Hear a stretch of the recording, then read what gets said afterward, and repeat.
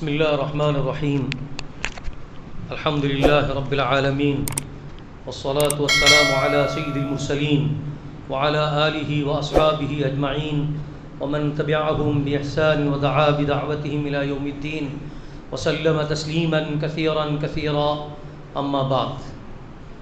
میرے محترم بزرگوں، عزیزوں اور دوستوں، میں نے آپ کے سامنے گزشتہ ہفتے رسول اللہ صلی اللہ علیہ وسلم کی وصیتوں کے تعلق سے چند باتیں عرض کی تھیں، اور اس کے اندر قرآن پاک ایک آیت پیش گئی تھی، قل ان کنتم تحبون اللہ فاتبعونی یحببکم اللہ ویغفر لکم ذنوبکم الی آخر الآیہ۔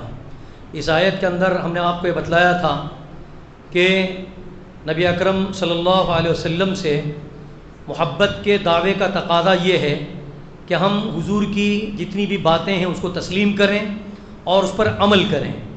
اگر ہم حضور کی محبت کا دعویٰ کرتے ہیں اور حضور کے جو اعمال ہیں، جو طریقہ کار ہے، اس کو اگر ہم نہ اپنائیں تو پھر یہ دعویٰ جو ہے سچا نہیں ہوگا، بلکہ ہم اپنے دعوے میں جھوٹے ہوں گے۔ اور پھر اگر کوئی دعوے دار سچا بھی ہے تو پھر اللہ تعالیٰ اس کو کیا نوازیں گے کہ اگر آپ اللہ سے محبت کرنے کے دعویٰ کرتے ہیں تو سب سے پہلے اللہ کے رسول صلی اللہ علیہ وسلم کی اتباع ہونی چاہیے۔ اس کے مقابلے میں اللہ تعالیٰ کیا کریں گے ہمارے ساتھ کہ اللہ تعالیٰ بھی ہمارے ساتھ محبت کرنے لگ جائیں گے اور پھر ہماری مغفرت فرمائیں گے۔ تو یہ جتنے بھی ہم اللہ کے رسول کے اعمال کے ساتھ جڑیں گے تو اللہ کی محبت ہمارے دلوں میں اترے گی اور اللہ رب العزت ہمارے گناہوں کو معاف فرمائیں گے۔ گزشتہ ہفتے میں نے آپ کے سامنے ایک حدیث بیان کی تھی، حضرت ابوذر رضی اللہ عنہ اس کے راوی ہیں، انہوں نے فرمایا کہ اللہ کے رسول علیہ السلام نے مجھے 7 باتوں کی وصیت کی تھی، اور یہ وصیتیں مختلف اوقات میں مختلف صحابہ کرام سے مختلف جگہوں کے بارے میں بیان کی گئی ہیں، کہیں پر 5 ہے، کہیں پر 7 ہیں، اور الگ الگ وصیتیں ہیں۔ اس حدیث کے اندر وصیتیں بیان کی گئی تھیں، اس میں سب سے پہلی بات تو یہ بیان فرمائی کہ اللہ کے رسول علیہ السلام نے مجھے حکم دیا کہ میں مسکینوں کے ساتھ محبت کروں اور ان کے ساتھ قریب رہوں اور ان کو اپنے ساتھ میں بٹھاؤں۔ اس کی تفصیل میں نے گزشتہ ہفتے بتلا دی تھی۔ اس کے بعد دوسری وصیت یہ کی گئی تھی کہ دین کے معاملے میں اپنے سے اوپر والوں کو دیکھنا چاہیے۔ اللہ کے رسول صلی اللہ علیہ وسلم نے مجھے اس بات کی وصیت کی تھی کہ دین کے معاملے میں اپنے سے اوپر جو زیادہ عبادت کرتے ہیں، جو زیادہ ذکر و تلاوت کرتے ہیں، جو زیادہ نمازیں پڑھتے ہیں، اللہ کا قرب حاصل کرتے ہیں، ان کو دیکھ کر اپنے اندر وہ احساس پیدا کرنا چاہیے۔ اور دنیا کے معاملے میں اپنے سے نیچے والوں کو دیکھنا چاہیے کہ ہمارے سے کم، ہمارے سے نیچے والے کیسے زندگی گزار رہے ہیں، ان کے حالات کیسے ہیں اور کیسے زندگی بسر کر رہے ہیں، ان کو دیکھیں گے۔ اس کے دونوں کے نتیجے میں یہ بات پیدا ہوگی کہ دلوں کے اندر اللہ کا شکر کا جذبہ پیدا ہوگا اور پھر قناعت کا جذبہ پیدا ہوگا۔ یہ 2-3 باتیں میں نے آپ کے سامنے گزشتہ ہفتے بیان کی تھی۔ اسی سلسلے کو، اسی حدیث کے سلسلے کو آگے بڑھاتے ہوئے حضرت ابوذر رضی اللہ عنہ فرماتے ہیں کہ مجھے اللہ کے رسول علیہ السلام حکم دیا کہ میں رشتہ داری کو جوڑوں، امرانی ان اصل الرحم وان ادبرت۔ یہ بہت بڑی بات ہے۔ اللہ کے رسول صلی اللہ علیہ وسلم فرمایا کہ اے ابوذر، میں تم کو وصیت کرتا ہوں اس بات کی کہ رشتہ دار جو ہوتے ہیں، جو آپ کے قریبی ہوتے ہیں، جو آپ کے ساتھ میں اٹھنے بیٹھنے والے ہوتے ہیں اور قریب میں ہوتے ہیں، ان کے ساتھ ان کے رشتوں کو جوڑو۔ جوڑنے کا کیا مطلب ہے؟ یہ بات سمجھ میں نہیں آتی ہے کہ جیسی رشتہ داری تو جڑی ہوئی رہتی ہے، آپس میں خونی رشتہ ہے، لیکن جوڑنے کی کیا بات ہے؟ عام طور پر دیکھا جاتا ہے کہ بھائیوں کے درمیان، بہنوں کے درمیان، چچا بھائیوں کے درمیان، چچا بہنوں کے درمیان، اور اسی طرح سے جو رشتہ داری جیسے آگے بڑھتی جاتی ہے ان کے دلوں کے درمیان میں فرق پڑنے لگ جاتا ہے۔ خصوصاً بھائیوں کے درمیان تو باتیں ہزار آ جاتی ہیں، جبکہ ہم ایک ماں کے پاس بیٹھ کر اٹھتے بیٹھتے ہیں، ایک گھر میں بیٹھ کر اٹھتے بیٹھتے ہیں، اور ایک تھالی میں بیٹھ کر ہم لوگ کھاتے پیتے ہیں، لیکن اس کے باوجود جب انسان کچھ آگے بڑھ جاتا ہے تو پھر آپس میں دشمنیاں بھی بڑھ جاتی ہیں۔ اسی لیے رسول اللہ صلی اللہ علیہ وسلم نے کیا فرمایا کہ رشتہ داری کو جوڑنے کی کوشش کرو۔ یہ آسان بات نہیں ہے، اس پر دلوں پر پتھر رکھ کر یہ کام کرنے پڑتے ہیں کہ میں کیوں کروں، میں کیوں آگے بڑھوں، میں کیوں سلام پیش کروں، میں ان کے گھر میں کیوں جاؤں، میں ان سے کیوں بات کروں۔ یہ مسائل وہ ہوتے ہیں جو آدمی کو بڑے صبر آزما ہوتے ہیں، لیکن اللہ کے رسول صلی اللہ علیہ وسلم نے اسی لیے فرمایا اگر سامنے والا روگرداری اختیار کرے، سامنے والا رشتہ داری کو جوڑنے کی کوشش نہ کرے اور رشتے کو توڑنے کی کوشش کرے اس کے باوجود اللہ کے رسول نے فرمایا سب سے بڑا انسان وہ ہے جو اپنے غصے کو پی لیتا ہے اور اپنی طاقت کو ایسی جگہوں پر نرم کر لیتا ہے کہ اپنی طاقت کو نہیں آزماتا. پھر ہم کو چاہیے کہ ہم رشتہ داری کو جوڑنے کی کوشش کریں. اس کا مطلب یہی ہوا کہ ہو سکتا ہے کہ اگر کسی بھائی کے ساتھ کوئی مسئلہ پیش آیا ہو, کسی کے ساتھ کوئی مسئلہ پیش آیا ہو, تو ہم کو چاہیے کہ ہم آگے بڑھ کر اصلاح کرنے کی کوشش کریں, آگے بڑھیں, آگے جائیں. اور کوئی ایسا مسئلہ پیش نہ ہوا ہو تو اس کے لیے کوئی نہ کوئی حل ضرور ہے.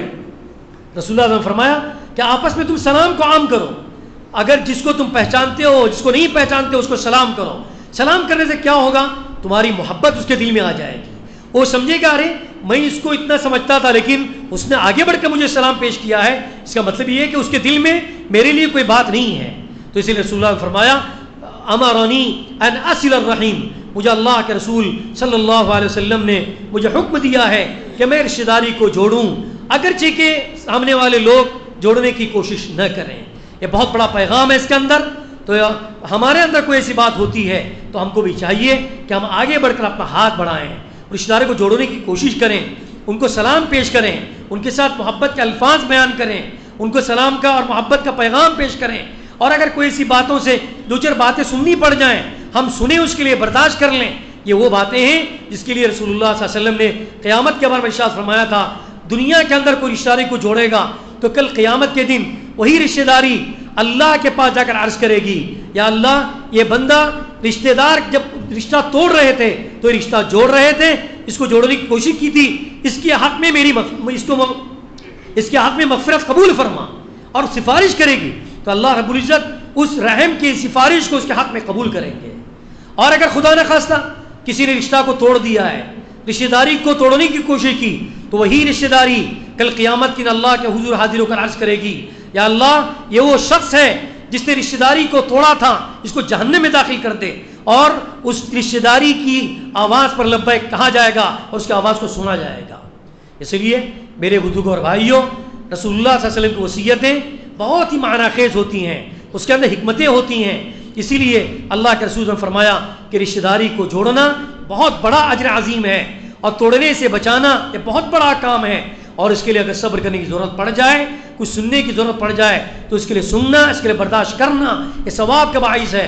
اسی لیے رسول نے فرمایا ان اصل الرحیم ولو ادبرت. دوسری بات اس میں ارشاد فرمائی کہ رسول اللہ صلی اللہ علیہ وسلم مجھے حکم دیا کہ میں کسی دوسرے سے نہ مانگوں. یہ عقیدہ توحید کا بہت بڑا درجہ ہے, بہت بڑا درجہ ہے. جن کے اندر ایمان مکمل طرح سے راسخ ہے اور بالکل اللہ پر اس کو اتنا یقین ہے کہ اپنے کام کے لیے کسی دوسرے کا محتاج نہیں ہو سکتا. اس میں دو باتیں ہو سکتی ہیں, ایک وہ کام ہے جو محض اللہ ہی دیتے ہیں, کسی انسان کے بس کی بات نہیں ہے. مثلا کسی کو اولاد دینا, کسی کو کامیابی دینا, کسی کو ناکامی دینا, اور کسی کو مال دینا, کسی کو دولت دینا, یہ انسان کے ہاتھ میں نہیں ہے. کہ اللہ رب العزت نے جو تقدیر میں ہمارا لکھ دیا ہے وہ لکھ کر وہ ہو کر رہے گا جو تقدیر میں لکھا جا چکا ہے. لیکن اس کے باوجود اس حدیث کا کیا مطلب ہے, اس وصیت کا کیا مطلب ہے کہ رسول اللہ صلی اللہ علیہ وسلم مجھے حکم دیا کہ میں کسی دوسرے سے نہ مانگوں. سب سے پہلی بات تو یہ ہے کہ جب کوئی ضرورت پڑ جاتی ہے انسان کی پہلی نظر اللہ کی طرف جانی چاہیے. اگر کوئی بیمار ہے, ڈاکٹر پر جانے سے پہلے ہماری نظر اللہ پر ہو. ہمیں کوئی تکلیف ہو رہی ہے, ہمیں کسی پیسوں کی ضرورت ہے, ہمیں کوئی اور گھر کی ضرورت ہے, ہمیں کوئی نوکری کی ضرورت ہے, ہمیں کوئی ملازمت کی ضرورت ہے, تو سب سے پہلے اللہ کا دربار یہاں پر حاضر ہے. اللہ سے مانگنا اور اللہ کو منوانا اور اللہ کے سامنے اپنی ضرورتوں کو پیش کرنا, یہ انسان کا اعلیٰ درجے کی ضرورت ہوتی ہے اور اعلیٰ وصف ہوتا ہے کہ تمام چیزوں کو اللہ کے سامنے رکھنا ہے. یہاں کے بڑے بزرگوں کے بارے میں بات کی جاتی ہے کہ اگر اپنے ہاتھ سے کوئی ڈنڈا بھی گر جاتا تھا, کوئی عصا بھی گر گیا, تو وہ دوسروں کو نہیں بولتے تھے کہ مجھے اٹھا کر دیجیے, بلکہ وہ اس حدیث پر عمل کرتے ہوئے کہ لا تسأل عن غیرک, اپنے سے علاوہ کہ دوسروں سے مت پوچھو, مت مانگو, تو وہ خود اپنا کام خود کیا کرتے تھے. یہ تو اس کا بڑا درجہ ہوگا ایمان کا. لیکن علماء لکھا ہے اگر ضرورت پڑنے پر اگر کوئی آدمی مانگتا ہے تو اس کے اندر کوئی حرج نہیں ہے, جائز تو ہے, اس کے اندر کوئی شک نہیں ہے. لیکن جیسے میں نے کہا چند چیزیں وہ ہیں جو انسان جس کا مانگنا بالکل جائز ہی نہیں ہے بلکہ حرام ہے. اگر کوئی کسی قبر کے پاس جا کر, کسی مردار کے پاس جا کر, کہیں اور جا کر اس کے دربار میں جا کر کچھ چٹھیاں دے دیں, پرچیاں لکھ کر بھیجیں اور وہ کہیں کہ آپ مجھے کامیابی دیں، مجھے اولاد دیں، مجھے فلاں دیں، مجھے فلاں دیں، یہ سب ناجائز چیزیں ہیں. اللہ کے رسول صلی اللہ علیہ وسلم نے اس کو منع فرمایا، یہ تو حرام ہی ہے. اس کے علاوہ جائز چیزیں جو ہوتی ہیں، مثلا انسان کو کسی چیز کی ضرورت پڑ گئی کہ وہ وہاں پر نہیں پہنچ سکتا، اس معاملے میں بھی بہت اللہ والے وہ لوگ گزرے ہیں جن کا ایمان اللہ کی ذات پر اتنا راسخ ہوتا تھا کہ دوسروں کی مدد نہیں لیتے تھے، بلکہ اپنے سے جو ہو سکتا تھا وہ کرتے تھے. جیسے کہ میں نے آپ کو اپنے سامنے ابھی ایک عصا کی مثال دی. یہ بہت بڑا اونچا درجہ ہوتا ہے ایمان کا. اس لیے ہم کو چاہیے کہ ہم اللہ سے ایمان کو مانگتے رہیں.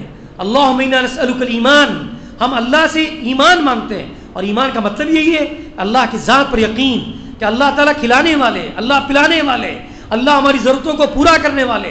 ہم کیا کر سکتے ہیں؟ انسان کس کی کیا مدد کر سکتا ہے؟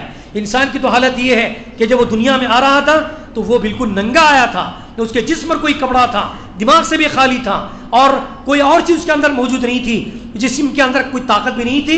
یہ انسان مجھے کیا دے سکتا ہے؟ یہ تو ہم کو تصور کرنا چاہیے. اور اللہ کی ذات ہمیشہ سے ہے، ہمیشہ باقی رہنے والی. دنیا کی جتنی بھی طاقتیں ہیں ان سب کو زوال ہے، ان سب کو فنا ہے، لیکن اللہ کی ذات ہمیشہ باقی رہنے والی. ایک لمحے کے لیے بھی، پلک جھپکنے کے لیے بھی اللہ کی ذات پر نعوذ باللہ، ہزابت نعوذ باللہ، کوئی فنا نہیں ہے. اللہ کی ذات ہمیشہ باقی رہنے والی. اس لیے ہم کو چاہیے کہ ہم اللہ کی ذات کو سے مانگیں اور اللہ کی ذات کو اپنا مالک بنائیں کہ ہمارا مالک اللہ ہے، ہم اس سے مانگیں گے، وہ اپنی ضرورتوں کو پورا کرے گا.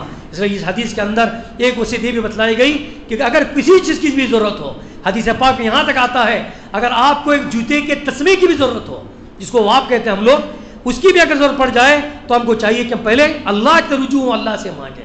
اور جب آدمی اللہ سے مانگتا ہے اور اللہ سے مانگنے کی عادت پڑ جاتی ہے تو پھر انسان کی ضرورتیں کہاں سے ختم ہوتی ہیں اور کہاں پوری ہوتی ہے انسان کو سمجھ میں نہیں آتا. تو دوسری بات یہ کہی گئی. تیسری بات اللہ کے رسول نے فرمایا کہ مجھے اس بات کا بھی حکم دیا ہے کہ میں حق بات کہوں اگرچہ کہ لوگوں کو کڑوی لگے. یہ بہت بڑی بات ہوتی ہے کہ حق بات ہمیشہ کڑوی لگتی ہے، لیکن ایک بات سمجھنے کی ضرورت ہے کہ ہر حق بات ہر جگہ پر نہیں کہی جا سکتی. بات تو حق ہے لیکن جگہ مناسب نہیں ہے تو بجائے وہ حق بات مفید ہونے کے مضر ثابت ہو سکتی ہے. اسی لیے بہت سے لوگوں نے اس کے بارے میں کہا ہے کہ اگر حق بات کسی کو کہنی ہے تو میٹھے انداز میں کہی جائے تاکہ اس کا کڑواپن ختم ہو جائے. حق بات اگرچہ کہ کڑوی ہوتی ہے لیکن کہنے والا اچھے انداز میں کہے گا، موقع محل لحاظ کو اعتبار کرتے ہوئے اگر کسی کو کوئی بات کہے گا تو ظاہر بات ہے کہ اس کی بات مانی جائے گی اور اس کو تسلیم کیا جائے گا. مثلا اللہ کے رسول صلی اللہ علیہ وسلم کے پاس کبھی کسی کی شکایت کی جاتی تھی کہ فلاں امام ہے لمبی صورتیں پڑھاتے ہیں، فلاں امام ہے وقت پر نہیں پہنچ سکتے ہیں، فلاں آدمی ہے ایسے ایسے کام کرتے ہیں. تو کبھی بھی رسول اللہ صلی اللہ علیہ وسلم نے مجلس میں آ کر ان کو سامنے کسی کو رسوا نہیں کیا کہ آپ ایسا کیوں کرتے ہیں، آپ نے ایسا کیوں کیا. بات حق تھی، حق کو بات کہنے کا تھا. اللہ کے رسول نے فرمایا کہ ائمہ حضرات کو چاہیے کہ کام کریں. لوگوں کو کیا ہوا ہے کہ اس طرح سے کام کرتے ہیں. آپ نے ایسے الفاظ استعمال کیے کہ جس نے جو یہ کام کر رہا ہے وہ بھی سمجھ گیا اور جو نہیں کر رہا تھا وہ سمجھ گیا کہ ہم کو ایسا کام نہیں کرنا چاہیے. تو ہر حق بات تو ہوتی ہے کہ حق بات کو کہنا بھی چاہیے، لیکن علماء نے اس کے بارے میں تشریح لکھی ہے کہ حق بات کہتے وقت ہم کو یہ سمجھنا چاہیے کہ اس کڑوی بات کو ایک میٹھے انداز میں کہی جائے، شیریں انداز میں پیش کی جائیں تاکہ سننے والا اس کو معیوب بھی نہ سمجھے، اپنی رسوائی بھی نہ سمجھے. اور باتیں وہ ہوتی ہیں، حق تو ہوتی ہیں. اگر آپ کسی کے سامنے کسی کا نام لے کر کھڑیں گے تو بجائے وہ آپ کا محب بننے کے، آپ کی محبت اس کے دل میں آنے کے، نفرت پیدا ہو سکتی ہے. آپ اس کو الگ جگہ پر بتائیے، آپ جا کر بتائیے کہ ایسی سی بات ہے، آپ کر سکتے تو کر لیجئے. تو یہ ان باتوں سے کیا ہوگا کہ حق بات بھی اپنی جگہ پر قائم رہے گی اور جس سے کہی گئی ہے وہ بھی انشاءاللہ اس بات کو سنے گا. آخری بات میں آپ سے یہ کہہ رہا ہوں، اللہ کے رسول صلی اللہ علیہ وسلم نے حضرت ابو ذر رضی اللہ عنہ سے یہ بات عرض کی کہ ہر نماز کے بعد اس دعا کے کہنے کو مت بھولنا. کون سی دعا تھی یہ؟ حضرت معاذ بن جبل رضی اللہ عنہ سے کو اللہ کے رسول صلی اللہ علیہ وسلم نے یہ دعا سکھلائی تھی. وہ دعا یہ تھی، اللہم اعنی علی ذکرک و شکرک و حسن عبادتک.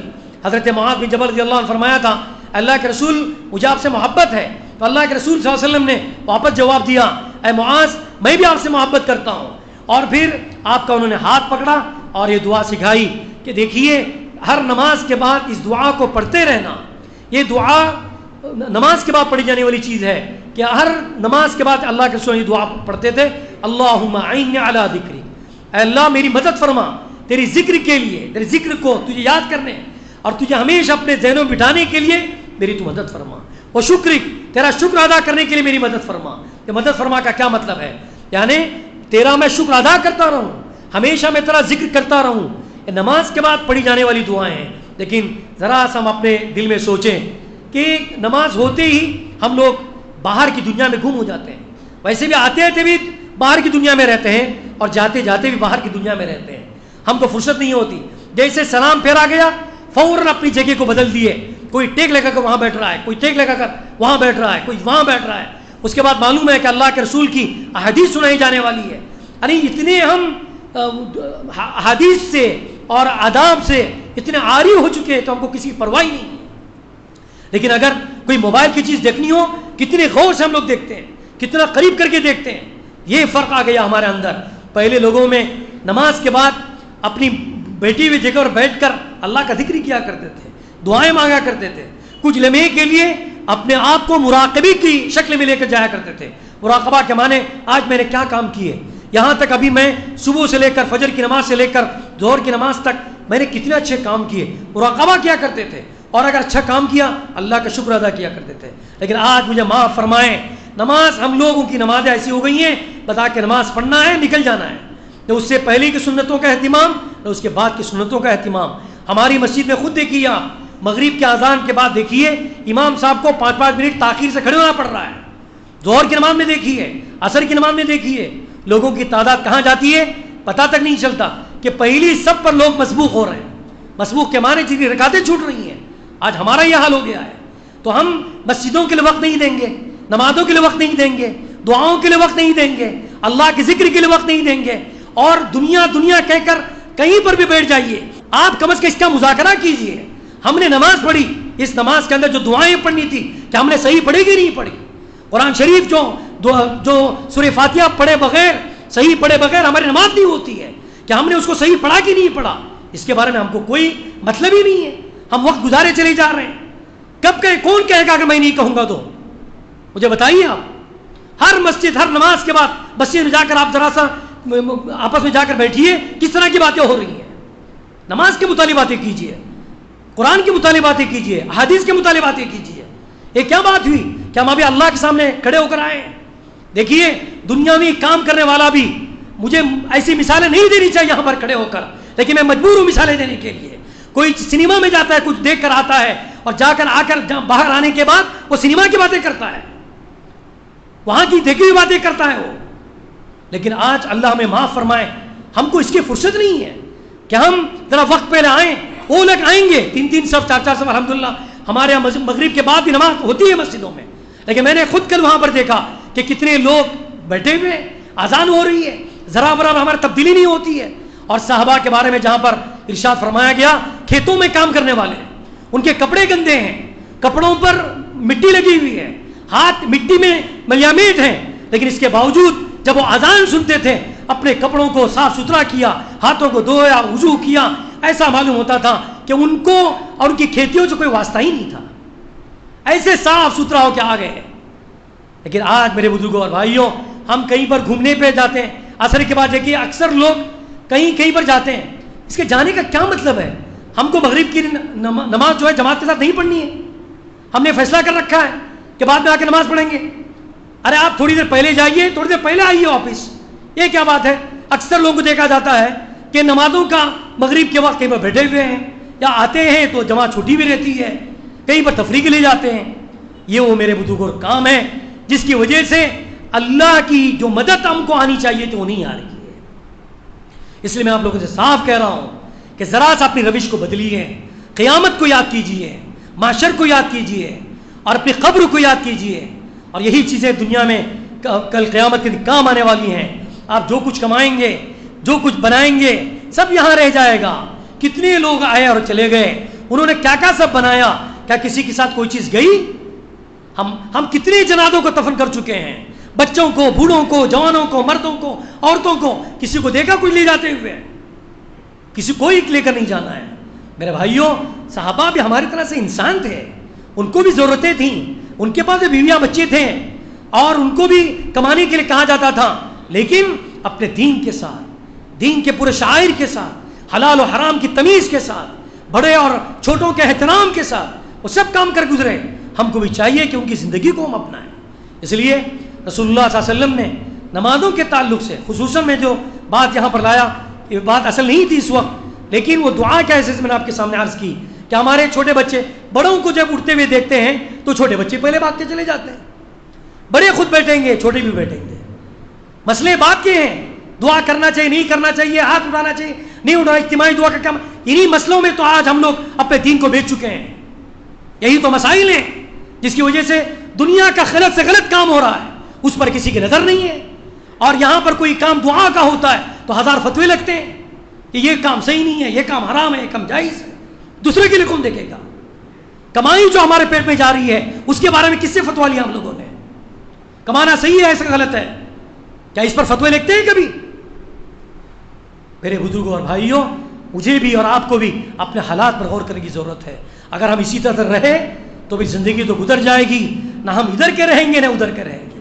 اسی لیے رسول اللہ صلی اللہ علیہ وسلم نے فرمایا اللہم اعن علی ذکرک و شکرک و حسن عبادتک. یہ دعا ہے کہ اللہ تیرے ذکر کی مجھے توفیق دے، تیرے شکر کی مجھے توفیق دے، اور حسن عبادت. حسن عبادت کے معنی خوبصورت عبادت بڑی خوبصورت ہوتی ہے. ہم پہلے آئیں گے، اللہ سے کچھ مانگیں گے، قرآن پاک کی 2-3 منٹ تلاوت کریں گے، فرض نماز پڑھیں گے، اس کے بعد سنتیں پڑھیں گے، پھر جائیں گے اپنے کام پہ. کام سے کوئی روکتا نہیں ہے. اسلام کے اندر تبتل جائز نہیں ہے. تبتل کہتے ہیں بس مسجد میں پڑھا رہے، عبادت کرتا رہے، ذکر و اذکار کرتا رہے، نہ گھر کی فکر، نہ بیوی بچوں کی فکر، نہ کسی اور کی فکر. اس کو تو اسلام پسند نہیں کرتا. اسلام اس کو پسند کرتا ہے کہ آپ نمازیں بھی پڑھیں، شکر بھی ادا کریں، ذکر بھی کریں، اور اپنے گھر والوں کا خیال بھی رکھیں، اپنے معاشرے کا جو خیال رکھیں. ان سب چیزوں میں رہ کر اللہ کی عبادت کے اللہ کو راضی کریں. یہ ہم سے اللہ تعالیٰ چاہتے ہیں. اللہ سے دعا ہے کہ اللہ تعالیٰ مجھے بھی اور آپ کو بھی ان نیک باتوں پر عمل کرنے کی توفیق عطا فرمائے. جو کمیاں، جو خامیاں ہمارے اندر پیدا ہو رہی ہیں، اللہ تعالیٰ ان خامیوں سے اور کمیوں سے ہم کو دور رہنے کی توفیق عطا فرمائے. وآخر دعوانا الحمدللہ رب العالمین. سبحان اللہ بحمدہ، سبحانک اللہم بحمدک، نشہد ان لا الہ الا انت، نستغفرک ونتوب الیک. سبحان ربک رب العزة عما یصفون وسلام علی المرسلین والحمد للہ رب العالمین.